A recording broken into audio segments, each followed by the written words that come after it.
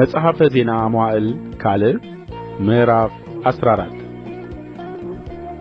አብያም ከአባቶቹ ጋር አንቀላፋ፣ በዳዊትም ከተማ ቀበሩት። ልጁም አሳ በእርሱ ፋንታ ነገሠ። በእርሱም ዘመን ምድሪቱ 10 ዓመት ያህል ዐረፈች። አሳም በአምላኩ በእግዚአብሔር ፊት መልካምና ቅን ነገር አደረገ። የእንግዶቹንም አማልክት መሠዊያ የኮረብታውንም መስገጃዎች አፈረሰ፣ ሐውልቶቹንም ሰበረ፣ የማምለኪያ ዐፀዶቹንም ቈረጠ። የአባቶቻቸውን አምላክ እግዚአብሔርን ይሹ ዘንድ ሕጉንና ትእዛዙንም ያደርጉ ዘንድ ይሁዳን አዘዘ። ከይሁዳም ከተሞች ሁሉ የኮረብታውን መስገጃዎችና የፀሐይ ምስሎችን አስወገደ። መንግሥቱም በእርሱ ሥር በሰላም ተቀመጠች። በይሁዳም ምሽጎች ከተሞችን ሠራ። እግዚአብሔርም ዕረፍት ስለ ሰጠው ምድሪቱ ጸጥ ብላ ነበር። በዚያም ዘመን ሰልፍ አልነበረም። ይሁዳንም እነዚህን ከተሞች እንሥራ፣ ቅጥርም ግንብም መዝጊያም መወርወሪያም እናድርግባቸው፣ አምላካችንን እግዚአብሔርን ስለ ፈለግነው ምድሪቱ ገና በፊታችን ናት፣ እኛ ፈልገነዋል፣ እርሱም በዙሪያችን ዕረፍት ሰጥቶናል አለ። እነርሱም ሠሩ አከናወኑ።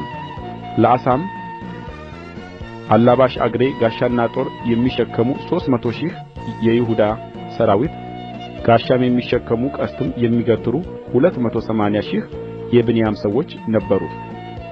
እነዚህም ሁሉ ጽኑዓን ኃያላን ሰዎች ነበሩ። ኢትዮጵያዊውም ዝሪ 1,000,000 ሰዎችና 300 ሰረገሎች ይዞ ወጣባቸው። ወደ መሪሳም መጣ። አሳም ሊጋጠመው መጣ። በመሪሳም አጠገብ ባለው በጽፋታ ሸለቆ ውስጥ ተሰለፉ። አሳም አቤቱ በብዙም ሆነ በጥቂቱ ማዳን አይሳንህም። አቤቱ አምላካችን ሆይ በአንተ ታምነናልና በስምህም በዚህ ታላቅ ወገን ላይ መጥተናልና እርዳን። አቤቱ አምላካችን አንተ ነህ፣ ሰውም አያሸንፍህ ብሎ ወደ አምላኩ ወደ እግዚአብሔር ጮኸ። እግዚአብሔርም በአሳና በይሁዳ ፊት ኢትዮጵያውያንን መታ፣ ኢትዮጵያውያንም ሸሹ።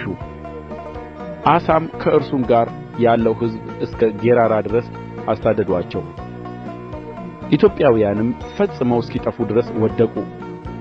በእግዚአብሔርና በሠራዊቱ ፊት ተሰባብረዋልና እጅግም ብዙ ምርኮ ወሰዱ።